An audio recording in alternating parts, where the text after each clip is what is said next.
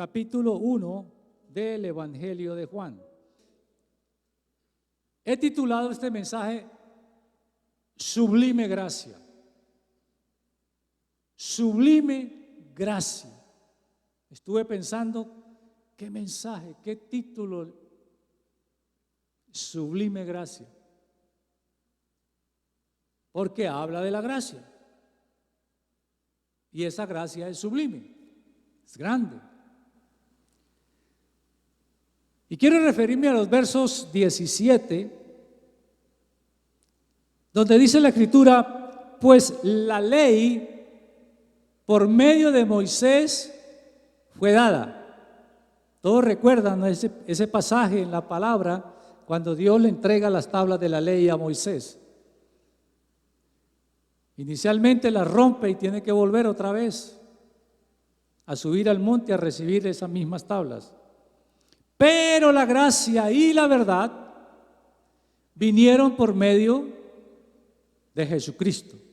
Entonces, la ley vino por medio de Moisés, pero la gracia y la verdad por medio de Jesús. En el Antiguo Testamento aparece 32 veces la palabra gracia. Génesis, encontramos. Y todo el Nuevo Testamento, 32 veces la palabra gracia. Pero en el Nuevo Testamento encontramos 128 veces esa misma palabra.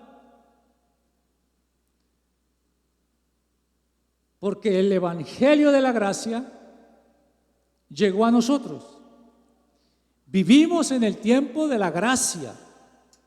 Amén. Para predicar el Evangelio de la gracia de Dios.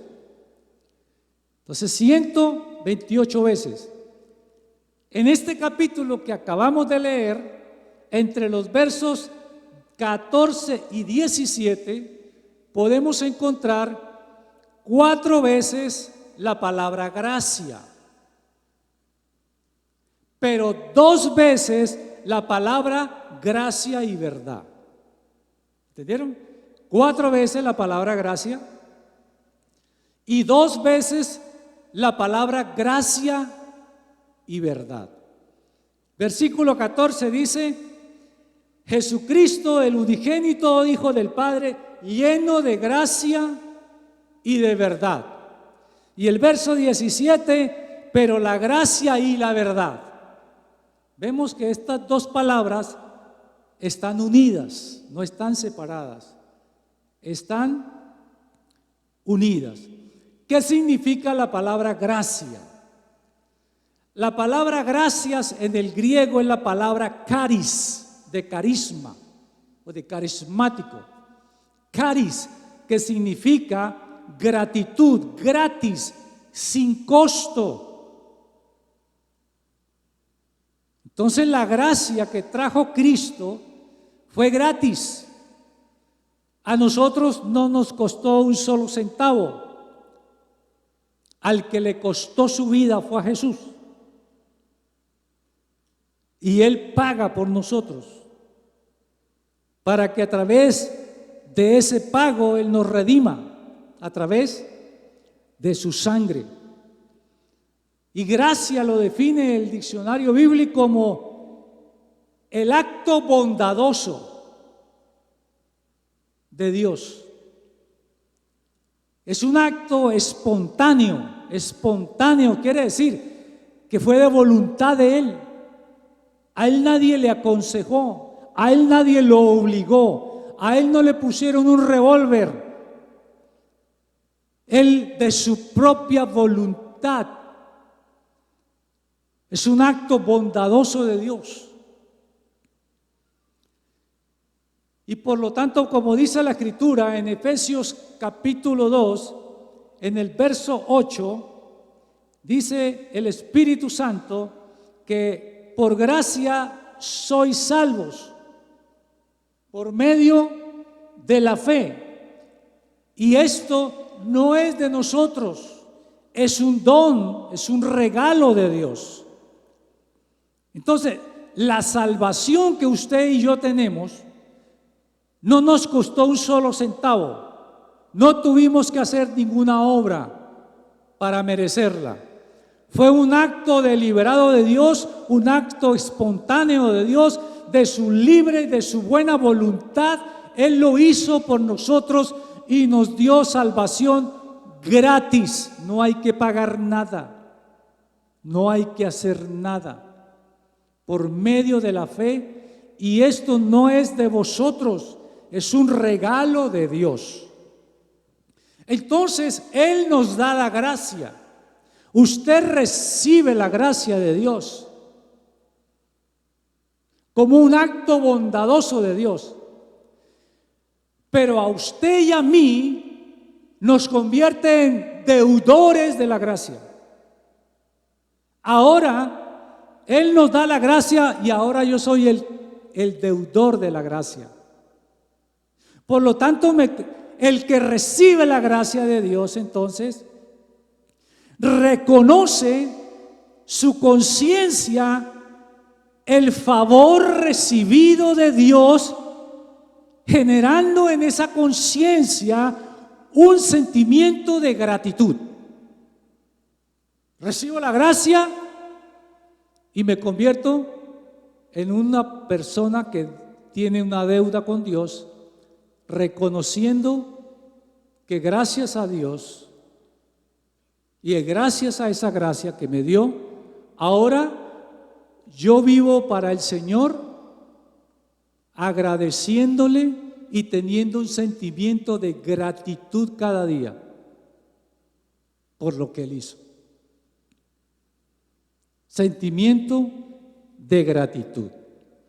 Como les dije, el verso 14 y el verso 17 está hablando de la gracia y la verdad.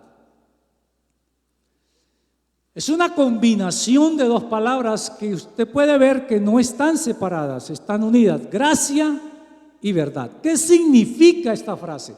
¿O qué significa lo que dice el Señor nos está diciendo aquí? Con la gracia, o sea, la gracia sin la verdad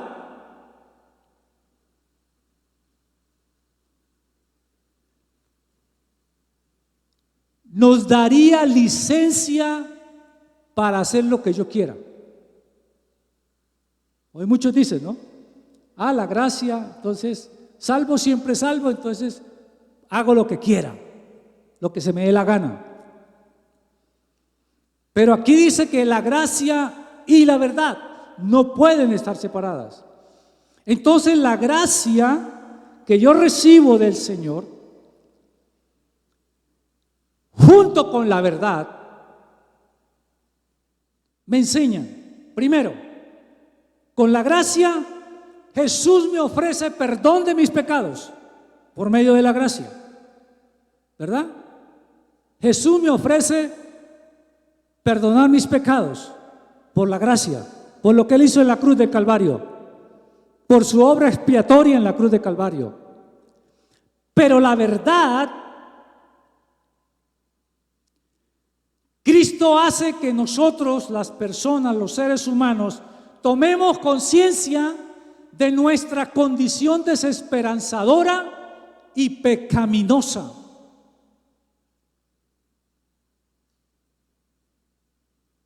La gracia me ofrece perdón, pero la verdad me dice que yo no puedo seguir como quiera, que yo no puedo seguir viviendo como se me dé la gana.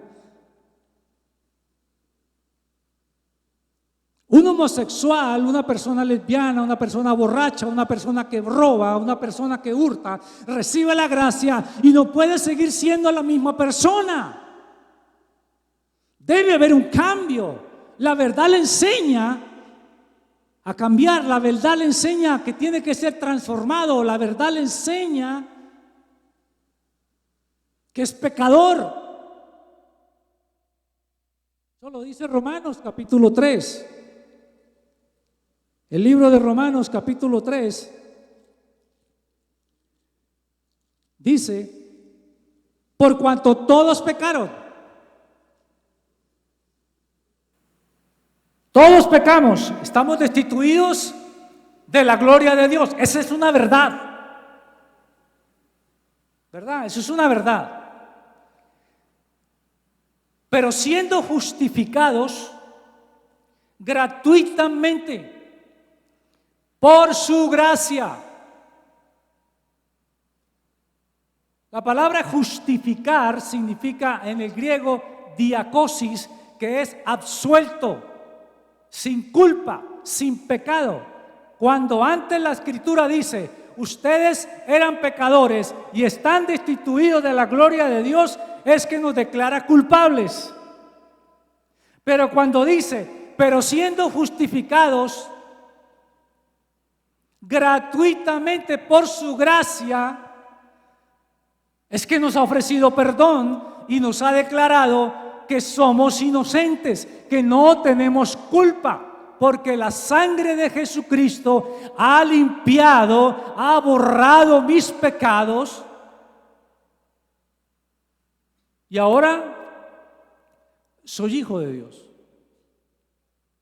No por voluntad del vecino, no por voluntad del pastor, no por voluntad de mi papá, sino de Dios.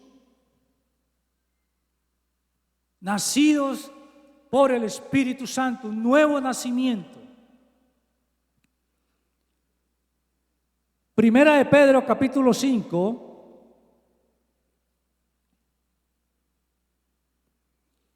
Primera de Pedro, capítulo 5.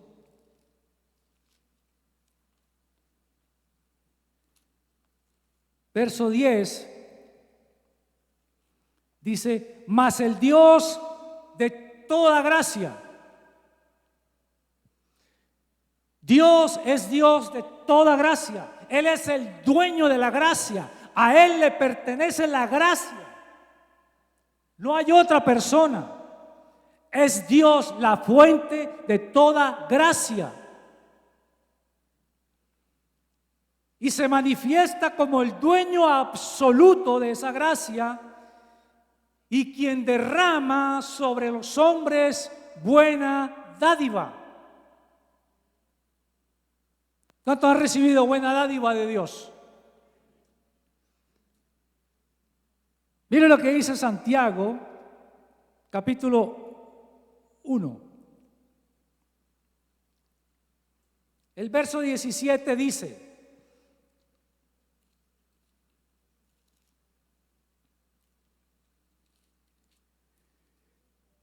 toda buena dádiva y todo don perfecto desciende de arriba, del Padre de las luces, en el cual no hay sombra ni mudanza de variación. Es decir, Él no cambia. Él no dice una cosa y después dice, y qué pena, ya no lo voy a hacer. Él no dice algo y después se arrepiente. Jesucristo es el mismo ayer, hoy, por los siglos. Él no cambia. Él no está un día sí, mañana no. Él no es como las olas del mar, como el hombre inconstante. No. Él lo que dice es sí y no. Porque todas sus promesas son sí y amén. Él no cambia. Él no cambia su palabra. Él permanece fiel porque Él es fiel. Toda buena dádiva y todo don perfecto. La palabra dádiva es un don de gracia. La palabra dádiva también en el griego es la palabra charis, como es la palabra gracia. Entonces, dádiva es un don, un regalo que yo no merecía, que usted no merecía, porque éramos pecadores y estábamos destituidos de la gloria de Dios. Pero a Dios le plació darnos esa dádiva, esa gracia que nos hace a nosotros deudores de Él. Todo don perfecto El don es completo, es decir, que lleva un propósito, algo que tiene un fin.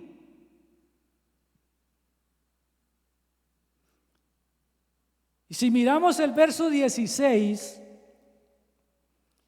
dice: amados hermanos míos, no erréis. ¿De qué está hablando? Si miramos los versículos anteriores, está hablando de cuando somos tentados de nuestras propias concupiscencias. Somos hombres y mujeres que caímos en pecado. Somos hombres y mujeres pecadores, por lo tanto, en nuestro interior a veces se levantan deseos profundos, deseos carnales, deseos, placeres sexuales que vienen de nuestra concupiscencia. La palabra concupiscencia es un apetito excesivo de bienes materiales o de placeres sexuales. Entonces, el apóstol está diciendo: toda buena dádiva y todo don perfecto desciende de arriba. Pero ojo, ustedes no pueden estar errados. No erréis. Porque si un hombre decide jugar a la lotería y se gana la lotería, ¿podrá decir que ha sido una dádiva de Dios, un regalo de Dios? Cuando al final lo que hizo esa lotería fue traerle muerte, disensión y contienda a la familia. Porque en su corazón anhelaba y deseaba tener dinero. Tener dinero como fuera lugar, conseguirlo como fuera. Y una oportunidad que le daba era la lotería. Se la ganó. Y a ustedes y a mí nos consta que muchas familias fueron destruidas por esa situación. Familias enteras, hubo contiendas, hubo muerte. Entonces dice el apóstol: no erremos, porque de esta naturaleza caída no podemos esperar nada bueno. Todo deseo excesivo, todo deseo desenfrenado de bienes espirituales, de poseer, de tener casas, de tener carros, de tener yates, de ganar el mundo. Ese deseo desenfrenado no trae nada bueno. Pero toda dádiva que viene de Dios es una dádiva que no produce tristeza. ¿Me entendieron? No produce tristeza, no produce mal, no produce contienda, no produce disensiones, no produce pleitos. Se recibe como la bendición de Dios, el don de Dios, el regalo de Dios. Por eso dice el apóstol: si ustedes piensan que lo que se logra a través de las concupiscencias, si ustedes piensan que lo que ustedes logran a través de su deseo desenfrenado de placer sexual, de bienes de materia, no piensen que eso viene de Dios. Viene de su concupiscencia, de su deseo. Y eso no trae nada bueno. No trae nada bueno. Yo no estoy diciendo que de pronto usted tenga carros, casas, producto de su trabajo, de su esfuerzo. de trabajar en la empresa, de darle duro, trabajar duro, lo logró. Pero muchos que toman riquezas o toman bienes engañando, falsificando. En estos días tenemos el caso del señor Pitufo, ¿no? ¿Cómo hizo su fortuna? Y muchos otros, ¿cómo han hecho su fortuna? Porque no desean sino bienes materiales, no desean sino placeres. Quieren viajar, quieren tener dinero, quieren disfrutar, quieren deleites. Y muchos de esos deleites los llevan a la muerte, los llevan al fracaso, los llevan al suicidio. Miremos el caso de los millonarios que perdieron su fortuna en la pandemia. Se suicidaron porque ya no tenían su dinero en quien confiaban.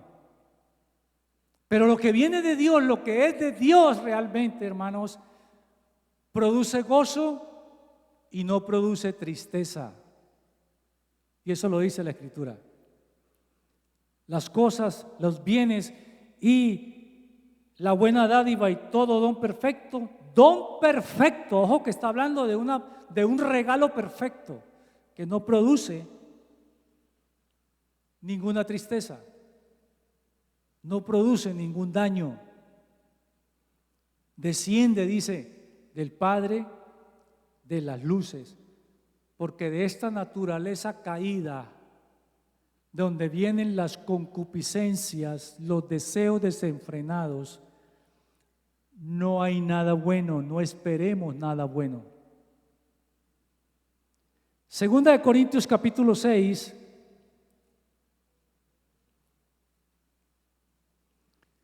Segunda de Corintios capítulo 6.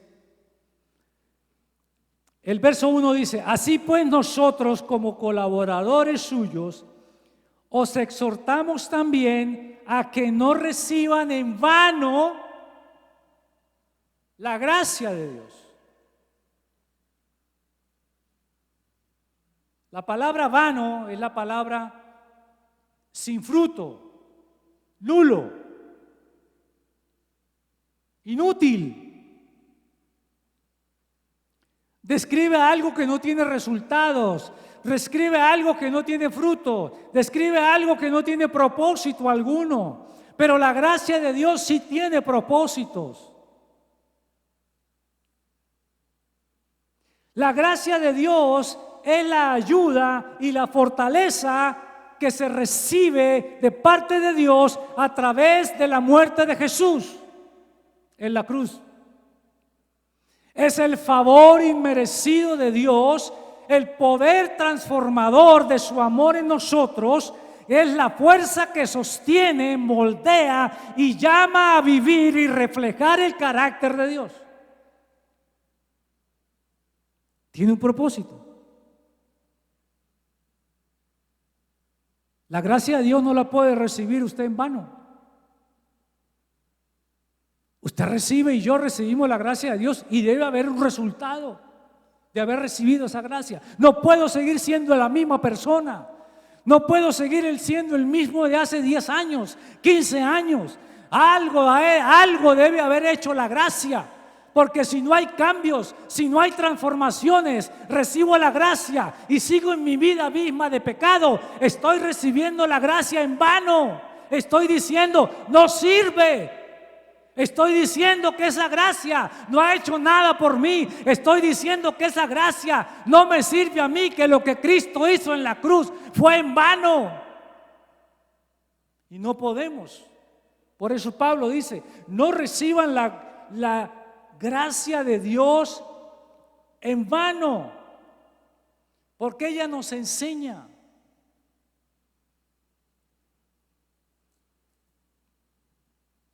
¿Qué nos enseña la gracia de Dios? Libro de Tito,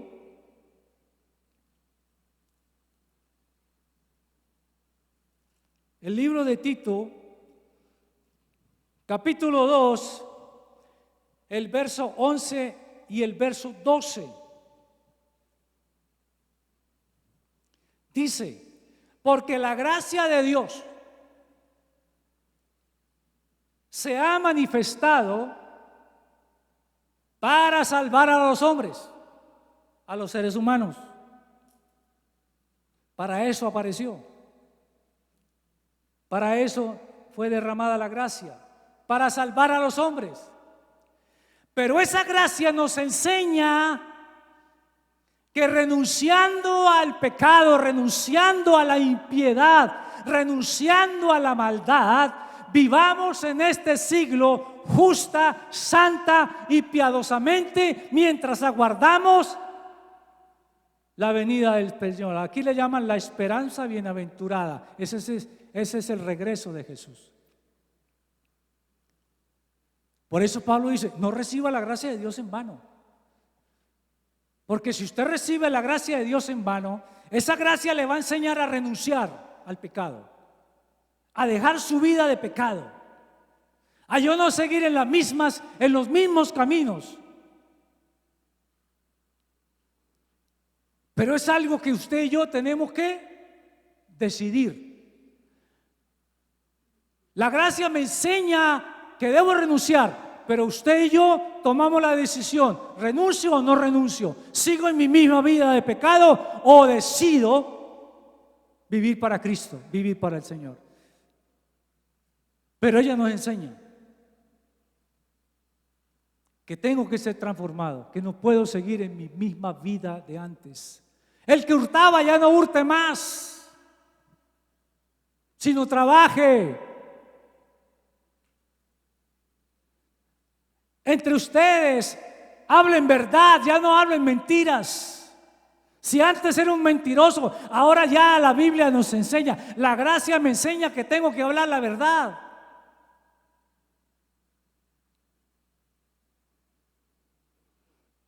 Si antes de la gracia yo hacía negocios con trampas, con engaños, ahora la gracia me enseña que no es así, que debo trabajar honestamente y mis negocios hacerlos con integridad, mi trabajo hacerlo con integridad.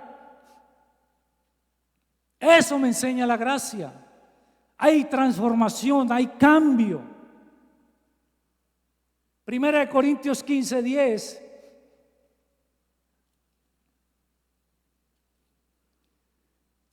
Primera de Corintios 15:10 dice: pero por la gracia de Dios soy lo que soy. Y su gracia no ha sido en vano. Al contrario, antes he trabajado más que todos. Pero no yo, la gracia de Dios conmigo. No yo, no usted, la gracia de Dios con nosotros. Por la gracia de Dios soy lo que ahora soy, porque la gracia se manifestó a mí. Y la gracia me cambió, la gracia me transformó. Por lo tanto, esa gracia que Él me dio no ha sido inútil en mi vida, ha producido cambios. Ha producido el propósito de Dios, ha producido el fruto de Dios. Y Pablo la tenía tan clara. ¿Sabe por qué Pablo dijo: he trabajado más que los otros? Aquí está hablando de los apóstoles. Si usted mira los versículos anteriores del capítulo 15, Pablo está hablando de cómo el Señor se le apareció a él, de cómo se le apareció a 500 hermanos, de cómo se le apareció a Cefas, de cómo se le apareció a Jacobo. Está hablando de ellos como apóstoles, dice: pero la gracia de Dios me ha enseñado que he trabajado más que ellos. ¿Sabe por qué? Porque Pablo tenía una mayor comprensión de la gracia de Dios. Por una sola razón: había perseguido a la iglesia de Dios. Nadie era merecedor de la gracia. Pablo no era merecedor. Él era consciente: no soy merecedor de la gracia, porque yo perseguí a la iglesia, yo consentí la muerte de Esteban, yo repartí sus ropas, yo fui uno de los que estuvo de acuerdo en que lo apedrearan. Yo no merezco la gracia. Pero cuando Pablo entiende lo que es la gracia de Dios en él, él dice: he trabajado más que los otros. Porque él entendía la gracia. Por eso Jesús dijo: al que se le perdona mucho, mucho ama.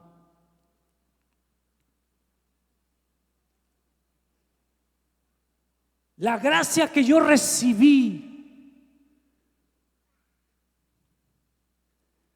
yo entiendo la gracia.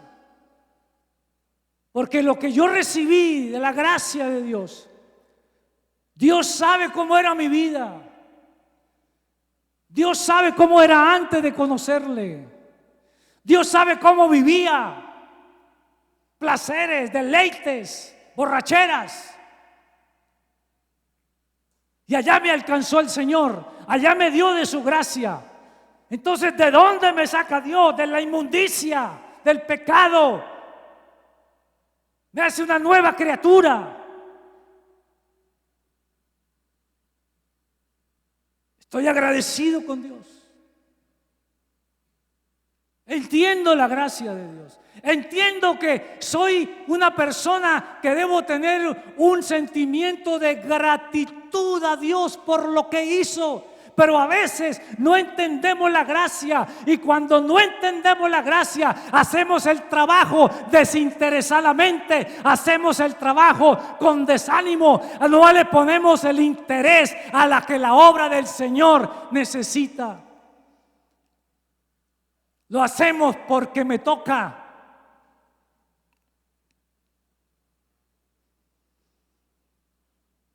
Cuando usted lo hace así, no ha entendido la gracia que se derramó en usted. Yo la entiendo y yo me esfuerzo. Y le doy gracias a Dios por la gracia que se derramó en mi vida. Porque si no hubiera sido por esa gracia, ¿dónde estaría hoy? Solo Dios lo podría saber. Pero por su gracia, solo por su gracia soy lo que soy.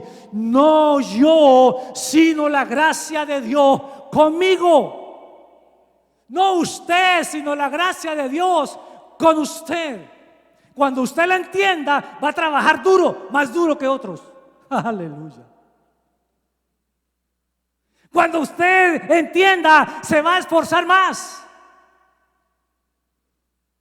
Porque la gracia le enseña de dónde lo sacó Dios. Que si no hubiera sido por el Señor, ¿dónde estarías? Y Pablo lo tenía claro. Yo trabajo más que los demás, pero por la gracia de Dios. No yo, la gracia de Dios conmigo. Y él entendía esto.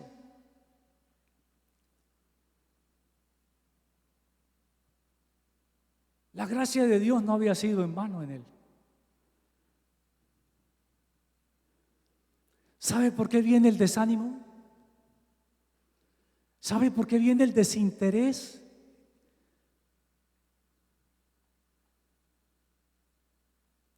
No hemos entendido la gracia.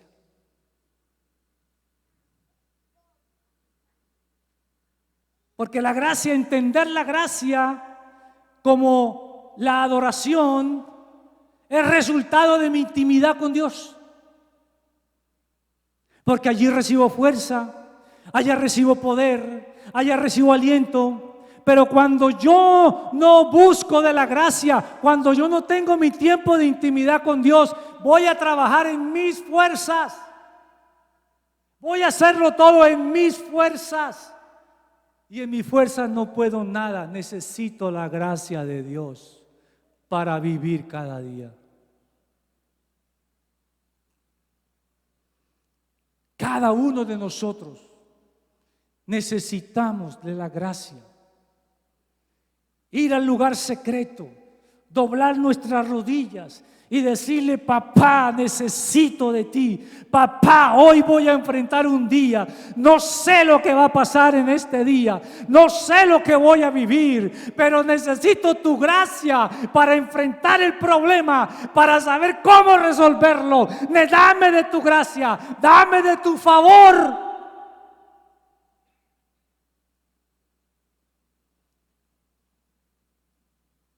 Porque si lo haces en tus fuerzas, te cansas y después dices: ya no tengo ganas de orar, ya no quiero leer la Biblia, ya no quiero asistir a la iglesia.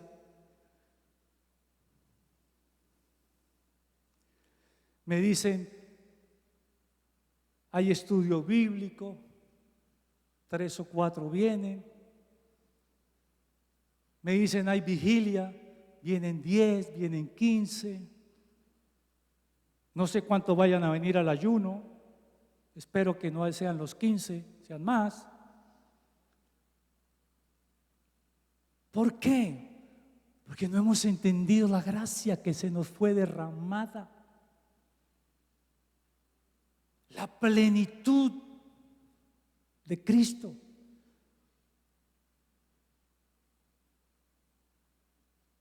Esa gracia no la recibió usted ni yo porque hicimos alguna obra especial. No, esa gracia usted y yo la recibimos es para que animarnos a hacer la obra de Dios.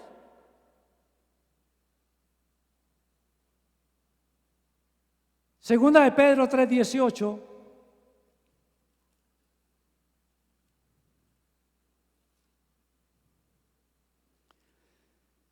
Antes bien, creced en la gracia y el conocimiento de nuestro Señor y Salvador Jesucristo. ¿Qué es crecer en la gracia? ¿Qué es crecer en la gracia? Crecer en la gracia es madurar como cristianos. Somos salvos por medio de la gracia, por la fe. Maduramos y somos santificados por la gracia. Por eso el apóstol nos anima a crecer. ¿Cuánto ha crecido usted? ¿Cuánto anhela crecer este año? ¿Cuánto desea? Debe haber un deseo en su corazón. Es madurar como creyentes. Pablo decía: reciban la leche espiritual no adulterada, por la cual crecéis para salvación.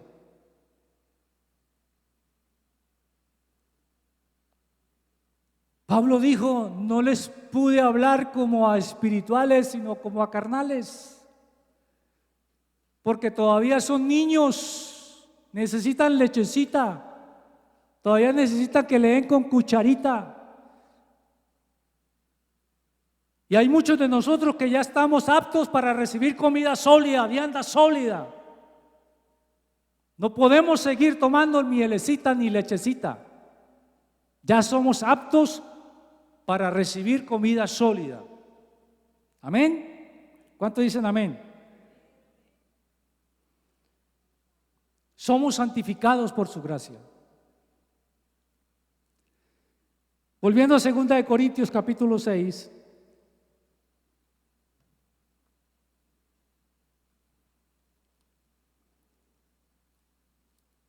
Segunda de Corintios capítulo 6. El verso 2. Porque dice: en tiempo aceptable te he oído, y en día de salvación te he socorrido. He aquí ahora el tiempo de salvación, el tiempo aceptable, he aquí ahora el día de salvación. Dios tiene un tiempo aceptable. Dios nos ha dado un tiempo aceptable para trabajar en la obra.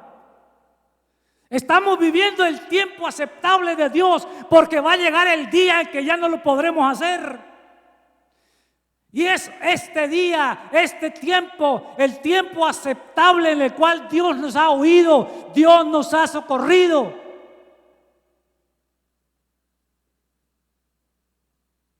Yo no sé si usted está aprovechando bien el tiempo. Yo no sé si usted está en este tiempo aceptable, anhelando crecer. La Biblia dice que llegará el tiempo en que la iglesia no sufrirá la sana doctrina. Todos correrán tras la murmuración de las cosas bonitas, todos correrán hacia las falsas profecías, todos correrán hacia los falsos maestros, hacia las falsas enseñanzas, porque no quieren la sana doctrina. Por eso aquí damos clases bíblicas. Venga para que sea enseñada en la sana doctrina. Así está la iglesia aquí como los domingos para que pueda usted recibir la sana doctrina. Para eso son estos tiempos. Los ayunos, venga para orar y recibir la sana doctrina. Los tiempos de vigilia, venga para recibir la sana doctrina. Porque no todo es oración, también hay palabra. El tiempo aceptable de Dios. Después ya no habrá tiempo aceptable. Aunque lo queramos, aunque lo anhelemos, ya no habrá. Es el tiempo aceptable para trabajar, pero no nosotros, sino la gracia de Dios con nosotros. Hay muchas personas que dicen: hoy no voy a recibir a Cristo, lo voy a dejar para otro día, pensando quizás haya otra oportunidad para oír.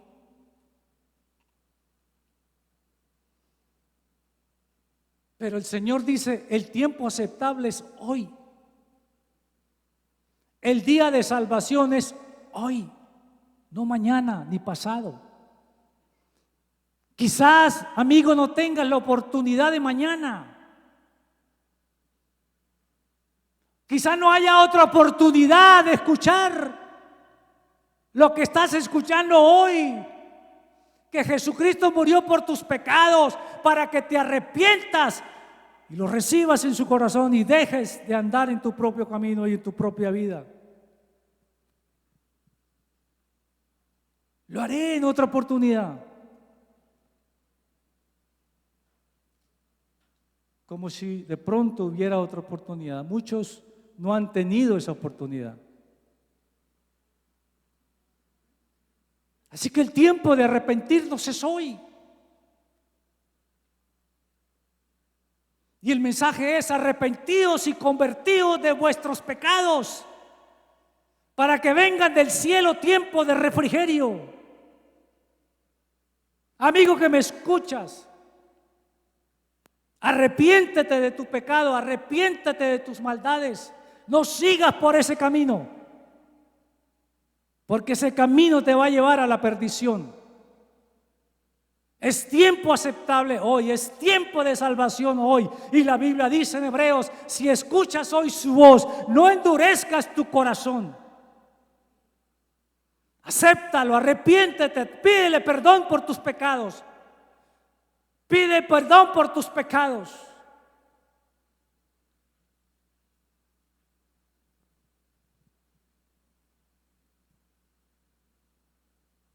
Pidamos a Dios la gracia preciosa, la gracia bendita, la gracia que nos sostiene, la gracia que lo anima, la gracia que lo levanta, la gracia que le da aliento, que le da vigor